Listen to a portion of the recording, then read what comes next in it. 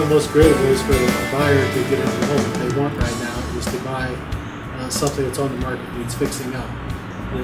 Back in the day, the fixer-upper right now again, because new inventories are so low and there's just nothing out there available for the young buyers right now that meets their wants and needs, and the best way to get that is to make it. So by working at buying one of these older homes in a gentrified neighborhood and probably with a lower tax base close to the schools that they want to be, but it may not have the right touches, may have an outdated kitchen that needs to be redone, bathrooms are always on the target for being redone, flooring, also an easy upgrade and change that can change the whole dynamic of it. Definitely takes a little bit more planning, a little bit more effort in doing it, but the finished product is new.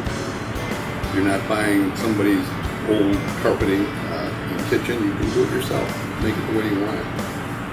And you can finance it into the loan so that basically you are not buying the house and then trying to come up with $35,000 more to make it the way you want. It's all wrapped in, and you end up getting the home you ultimately want, and what your mind's eye envisioned right from the start.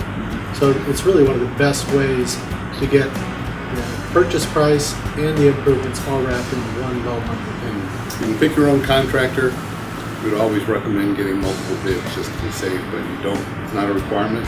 They just want to see a licensed contractor with a itemized bill of what he's going to do and what he's going to charge. And then as it's done, the money is taken out of an escrow account and paid. All they want to do is make sure the work is done correctly, both for to protect the lender and to protect the buyer equally. Markets can improve.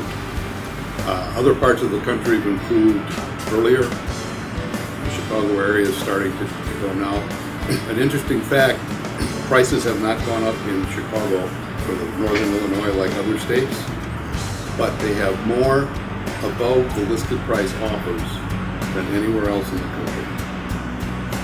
Which is part of the reason is there's a shortage of nice homes, and when a nice home is on the market at sort of like today's pricing, you have multiple offers on it, usually the first weekend. Rates are still very good. It's going up, it's up and down, but I mean recently economics have raised it a tiny bit, but we're still extremely low. FHA is actually lower than the Fannie or Freddie, so the program we're talking about here, the rate will actually be a tiny bit lower than if you were to go with a Fannie or Freddie 20% down type of loan. We can get you to a 203K loan because it is 3.5% down. So that's a big difference maker when it comes down to your ultimate decision making as to what's financially in your best interest. Because a lot of people, if they want to shop ultimately rate, they're going to be missing out on opportunity that the 203K gives them. I'd say it's ultimately important for a first-time buyer. One of the first things they want to do is to get with a mortgage broker as well as an agent to help them find the right one.